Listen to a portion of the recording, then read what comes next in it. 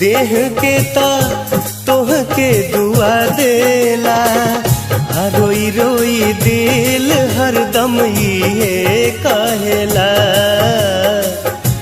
रोई रोई दिल हरदम ये कहेला। फूल बन फुलाइल रहा फुलवारी में, खुश रह दूसरा के तू अखबारी में।